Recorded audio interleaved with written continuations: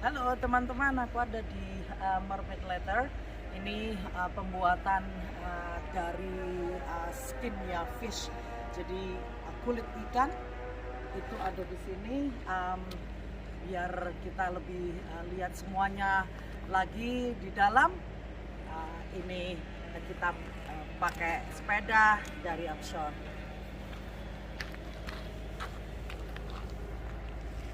Ini tempatnya ya, Mermaid. There you go, we are here now at the Mermaid Leather. Cool. Look at this master having. You're gonna see inside soon. This is the Mermaid Leather.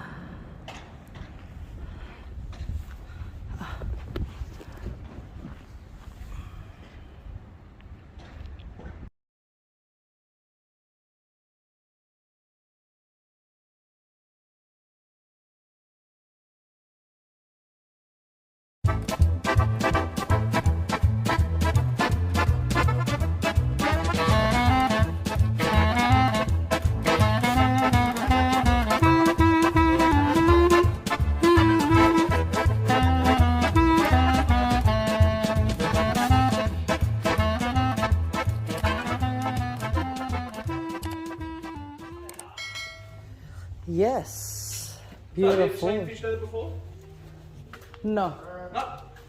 Oh, not really. no. I have got a copy. Go ahead. Stingray. Yeah.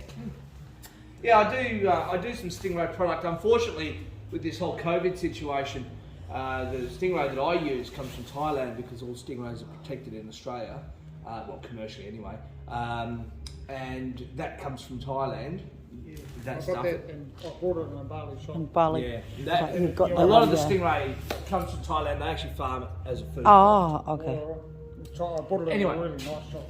Sure, yeah. It lasted me really well, but it's just happened to wear and all Oh, that. absolutely. The stingray will last a million years, mate. You can kill that with a bloody truck. Crazy stuff. It's Oh. incredibly heavy and armoured. All right, so what I do is I specialise in food product waste. Oh. So this is all wasted skin from the commercial food industry. That is the full list of all the different fish that I have access to from the commercial fishery up there on the wall. And all of those skins are slightly different. The one thing they all have in common though is that they're all destined ultimately for landfill. So this is all about waste reduction.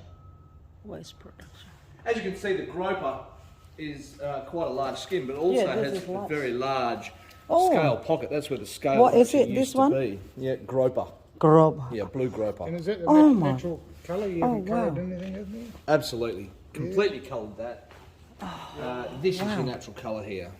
All 90% of living fish colour is actually in the scale, and because you have to remove the scales to clean the skin, the scales then become technically a byproduct. So the scales have to be removed from the skin to allow me to properly treat the skin. And instead of throwing the scales away, I am actually wow. harvesting and utilising the scales Oh, as nice. well. We make earrings, but there's a whole bunch of other things that can be done using scales. They are tough, they're flexible, Guitar great, yeah, Guitar pick, plectrums, yeah. organic confetti at weddings. Yeah. Oh, I've got a dressmaker who uses them for sequins. yeah. School teachers love them for school craft classes, Craft, yeah. things like that. They can be coloured. This is your natural colour, same as the skin. Yeah. And if you want to colour them, all you need is food dye. Going to take it one? Ah, nice. Sure. Nice. I like this. Oh, nice. Got big, eh? Yeah. So shark is a different ball game altogether because sharks don't have scales. Also, the thickness of the Really? skin is much heavier. It's a much thicker, heavier, tougher skin. And I refer to shark actually more as a hide rather than a skin because it really does. It's more like cowhide. When you It's feel really them, incredible. it's sort of got sharp, sort of almost, eh? That's right. So if you rub your hand this way, Smooth. Oh, Go the other way. yeah. Oh, yeah. Rough. Rough, yeah. And that's because sharks are not covered in scales, but in fact in tiny little teeth that scientists call denticles. And they're called denticles because they are miniaturized versions of these, which are made from dentine. This is real one? Of course. Yeah? It's a macro. Oh, my Of course. God. What do you mean? I thought it was a making up. Oh, my God. All of these, Oh, gee. all real, Oh, wow. except the mermaid. Yeah. She's not real. Oh, Oh, my God. Unbelievable. Oh, my goodness. Wow. So you can see here there's This is real. different shark species have different sorts of teeth. This is the tiger shark that you can see here. They have like a short, curved, serrated tooth, whereas the mako doesn't have any serrations at all. They have a smooth edged tooth. So this is more for puncturing and sliding down between bone. This is more for cutting. So the tiger shark, what they do is they bite things off and just swallow big, Sharks don't have the ability to chew. So unlike us, we put our food in our mouth and we chew it up into smaller pieces that we can then swallow. Whereas with sharks, they don't have that ability. They literally cannot chew something. They just bite it off and swallow it whole. quite a serration on there. Oh yeah. Yeah. So they are just like a mouthful of little saws. And they will chew through, well not chew through, they will literally slice through pretty much any hard material. Tiger sharks are also known to swallow metal. They have had sharks in the past found with number plates and net floats, hooks, stainless steel material in their gut, just swimming around in their gut. Scientists actually refer to them as the swimming garbage can. What a bloody The plastic. tiger shark. Oh yeah, they'll take anything. Their favourite food is turtle, but they will eat. Tiger sharks are not fussy. They will eat everything from other sharks, their own species. Other tigers, they're known to be cannibalistic. Humans, they're a well-known, well-documented human attacker. They are the second most dangerous shark to humans, and a confirmed man-eater. Yeah, so when they take a bite, it'll take the whole thing off in one go. Yeah, what they do, the tiger shark's pretty nasty actually. They will usually, their modus operandi is to disable their prey. So it's like they are actively looking to dismember or disable that animal. So they're looking to bite it in half or bite something off it so that it can't get away. Yeah. So that then when you put a human into that context, we're not equipped to deal with a predator like Not that. got much of a show. And it's true, like when they lose their teeth, it just sort of rolls over. That's right. So you can see that's what here, a fisherman told me. the tiger shark's a really good example because you can see all the spare teeth at the back there. Oh. Sharks actually have 6 rows of teeth. They have the primary, the secondary and the tertiary. That's what scientists refer to them. That's the first, second and third. They're fully grown. They are ready to replace as quickly as possible. So if the tooth is missing, like this one here, it's been snapped off, this one behind will just roll forward, the one behind will move up and so on, and they just keep rotating. Wow. They never, ever run out of teeth. They have an ongoing, consistent replacement supply of teeth throughout their entire life. Yeah. Somewhere in the vicinity, there's no real definite number because sharks are so different and they're so difficult to study, but the agreed upon scientific I suppose approximation, because no one's really totally sure, is about 30,000 teeth are replaced through the life of a shark. But it really does depend on the shark. Some sharks can live to be 100 plus years old, so it might even be more than that. Your main equipment, I suppose, isn't it? Well, that's it. They don't have hands or claws, so yeah, their teeth are their primary offensive and defensive weapon. Feeding, yeah. Absolutely. The big ones in there Itu really tadi be replaced. replace ya kalau sudah. I mean, look, if you Satu, there's replace been terus. many instances where people on a surfboard, for example, have had an encounter with a shark, and the shark has actually bitten through the board. I mean, if you're able to bite through fiberglass, human bone is not going to put up too much resistance, unfortunately. The good thing is, and the good news really, is that it's still more risky driving a vehicle or riding a push bike than actually dealing with shark. So more people drown every January in Australia than are ever taken by sharks. So there's many more dangers out there for us to be aware of rather than sharks. A lot of people get freaked out about sharks, but the reality is that you don't have to be very concerned about it. The average person is never going to encounter a shark.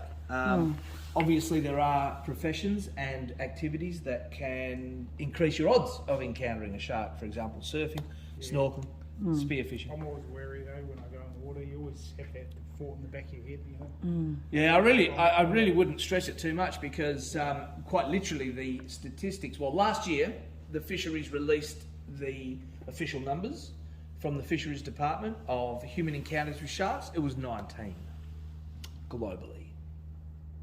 Oh, scary. So, really? You going to be worried about that? I wouldn't be. I mean, look, I lived here, I grew up here, I was born here, I grew up here, I learned how to swim here, I've been in the ocean here all my life, pretty much, and I've still got all my limbs. You don't have too much trouble around here with... Look, I mean, you have to... Well, let me put it this way, and don't let me, sort of sound the alarm bells or anything, but anywhere you have water, you have sharks, right? That includes fresh water, it includes lakes, rivers, estuaries, the ocean, and canals. I mean... There's quite a decent skin, sized tank in the Swan River, you don't pass it all. That's exactly right. Well, see, That was quite a way up. You know, that's right. Bull shark. A lot of people don't realise the fact that the Swan River is heavily populated with bull sharks. Bull sharks are, in fact, the number one danger to humans in shark species. They have the most recorded unprovoked attacks against human beings, without any shadow of a doubt. I've seen this island guy caught one. He showed me a photo of it too. Oh, yeah. Up, it was taller than him. Oh, yeah. He was only a short fella, but Well, see, the bull thing with shark was taller than him. Yeah, yeah. Caught it on his line. the bull shark, they'll get 14 foot long, fully grown, and at that size, they're pretty much not afraid of anything. They're also very aggressive as well. They're an aggressive species, naturally aggressive species. So their go-to is to attack. So yeah, it's people get freaked out about great whites and all this sort of stuff, but in fact, it's the freshwater bull shark you really got to be worried about. So with the skins that I deal with, I'm harvesting from the commercial food product. So the average shark that is caught for food is not something that's going to be dangerous to a human being. This is a whiskery shark, and this is the sort of size, the typical traditional sort of size and species of shark that they're catching for food. And a lot of this goes into fish and chips. Absolutely. Flake is very, very popular for fish and chips, and shark meat is actually one of the most affordable fish on the market, so it really works well with fish and chips. And also sharks don't have bones, so they're good for kids to eat fish because there's no chance of choking on the bone. So if you want to have a look at the DVD, I'm happy to throw it on for you. That's the drying phase there. That's how we dry the leather. As the leather dries, naturally it wants to shrink. Ya, ini ikan yang sudah dikeringkan. So a lot of fishermen, they Skinnya ya, kulit ikannya. they get them for the fins mainly, don't they? What's so important about fins? Well, I'm a chef by trade, and I've cooked many a shark fin in my day. But nutritionally, there's not really much special about it. There's not really much nutrition in shark fin. I think a lot of it stems from the Asian market, and that it has some sort of healing property or some sort of mythological content about it. From a nutritional point of view, and also in my mind, from a taste point of view, it's very bland. It doesn't really have a lot of natural flavour. You've actually got to put things with it to flavour it. But the Asian market, the Japanese and the Chinese market really drive the sale of shark fin. For what reason, I truly Shark don't in. know. Shark. As far as I am aware, there is very little or no medical benefit to eating shark fin. But, I mean, the Chinese eat, you know, thousands of kilos of seahorses a year as well. So, Wow. why eat a seahorse? I have no idea. And a lot of that happens. You know, it's like tiger penis. All sorts Same, of stuff. same sort of thing. Yeah. The Chinese eat tiger penis for what reason? No one can really tell you. And their But bird saliva, their bird's nest or whatever. yeah, yes, yeah, that's right. Yep. There's a lot of things like that in Chinese medicine. I really don't have a good answer for you. But the practice of finning a shark is something that should be banned, because when you fin a shark, when you take the fins off and you leave the animal alive, you don't actually kill the shark.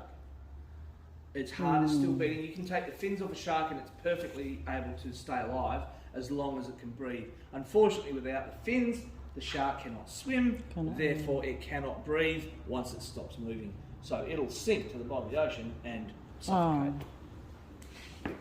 It's a very, very, very abhorrent, disgusting, and a very cruel process.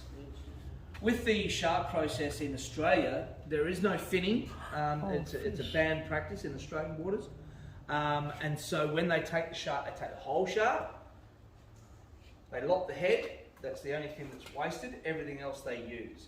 So they use the fin for dried fin, they use the liver for oil extraction, they use the cartilage for treatment of arthritis. This is the spinal cartilage, see that white tube there at the back? With the holes in it, that's the spinal cartilage of the shark. And they dry that, purify it and powder it and make a medication you can take to treat arthritis. Very good for treating arthritis. Okay. Yep.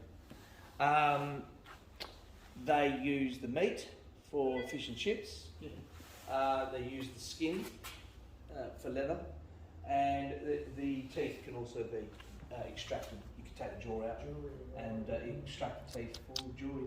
Mako, this is the Mako one. That's correct. That is officially the largest single mako I've ever heard of. Yeah. Absolutely massive. What year Yeah, is but a this lot of one? them- I'm from New Zealand, there's heaps of makos over there. Mako. We always Anywhere that you find deep cold water, you get makos, because they're after the 1035. sort of thing that live in deep cold water. Things like tuna and marlin, sailfish. So this is 1035, is it? Or L? 1035. 1,035 pounds, which is just over 500 kilo. 500 kilo. Half a tonne. And you know you're onto a big fish if you need a forklift. yeah, it's Jaws material. isn't it? Sure, That's it. wow. They're out there. Ah, wow. This is frill shark deep sea. Wow. Scary too, this one. Never see Oh, so that. that's the lady This with the one. Melbourne Cup, and she was wearing some of your stuff, was she? That's correct. Yeah. So I sell my leather to other artisans as well, like fashion designers, milliners, upholsterers, footwear people, Okay. knife people for Frill sheaths. shark too. Yeah. Right, you better sit down there. Oh, So are you visiting from New Zealand, or are you... We're from Perth. from Perth. Originally from New Zealand. Sure, but sure. We've been in Perth. We got 3 weeks holidays there. Yeah. Before can't go anywhere else. No, that's right. Bloody shit going on. COVID's So- trapped them all. So we thought we'll cruise we'd bid to Kalgoorlie on the train and then bus down to here. Yeah, right. Cool. How was the train trip to Cal? Good, yeah, Yep. we've done it once before. Yeah. Oh, I love that train. Yeah. It's a nice train. So comfortable. Yeah, absolutely. Nice. The bus a little bit. Yeah, the buses. I know. Yeah, can't I've done a few really, bus trips to Perth, and it's it's not, The not bus, the greatest. no. Probably flight better. Yeah. But it's just something to do. We just Something. want to get out of the city. And Absolutely. Bloody, go see the locals. Absolutely. Other parts. Yeah, why not? So we just, And- we've got a car yesterday and Right. we've had a car and cruising Yep. around. Yeah, you really need a car Yeah. You know, for Esperance, because a lot of stuff is out in the regions. Yeah. You know, not so much in town. So, yeah. Probably next time. But today we got the old. You got the pushy? But But it's a lovely day for it. I mean, Yeah. Well, Yeah, it's, it's a good. good. It's a good bike path all the way along Yeah. there, and you can also go right around. Can I West Beach just as well, a little bit here? on the bike path as well, right around the coastal drive. You know, like, I mean, it's a bit hilly, but you can ride. There's a bike path all the way around. Here's some more bloody fish. Look at that. So nice. I don't know if I recommend riding out to the brewery. The only reason there's no dedicated bike path out to the brewery as yet. Right.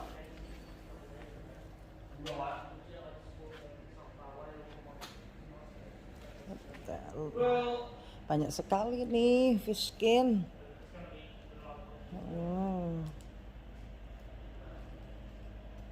yeah, it's just that it's pretty gnarly road for riding. Mermaid. And it's pretty heavy traffic as well. There you go. But, well, I suppose the best way, if you were going to ride, I can show you later. Anyway, I'll run this. And Yeah. Run that one. I'm just finishing here. Yeah.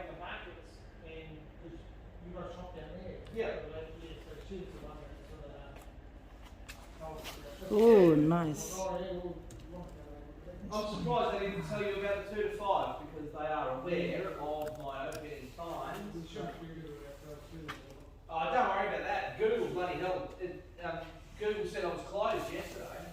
Sorry, closed Sunday, which I'm not. I'm open on a Sunday but closed on a Monday.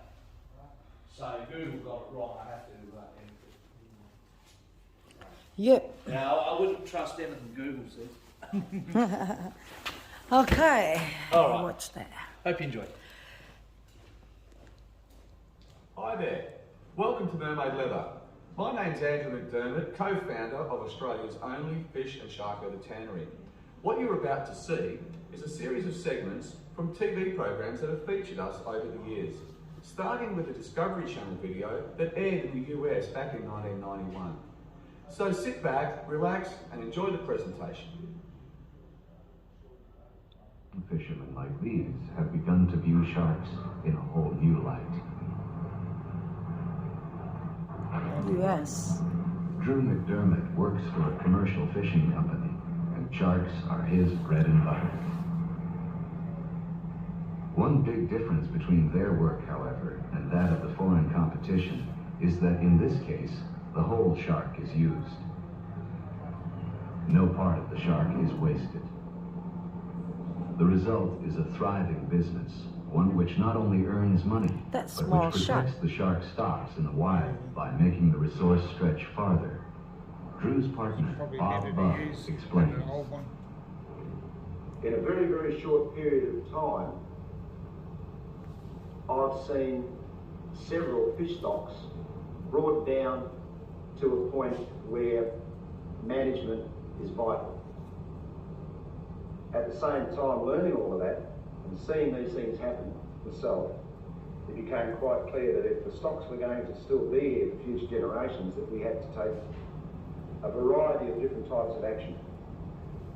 Now, both Drew and myself have spent the last 2 years looking at added value on the fish that we actually harvest.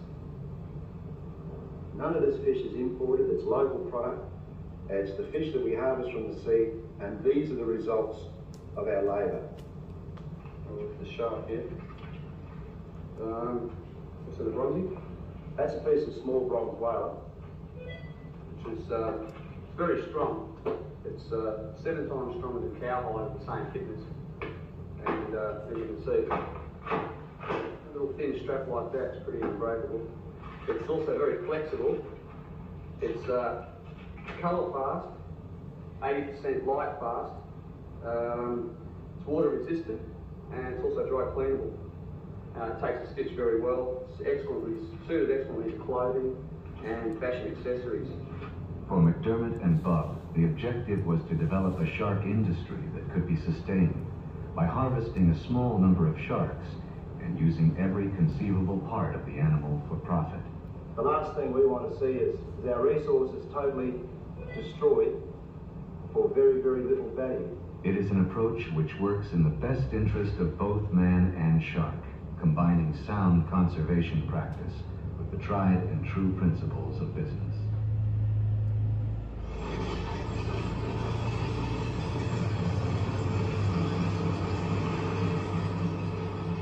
Commercial fishing makes millions of dollars for country West Australians. In Esperance, like in other fishing towns, a healthy catch forms a vital part of the local economy. But while the fleshy parts are destined for dinner tables around the nation and around the world, we may have been literally throwing away more valuable profits. Instead of dumping these in the rubbish bin, a couple of Esperance fishermen see fish skins as a fashion statement. It's called marine leather, and according to Bob and Andrew McDermott,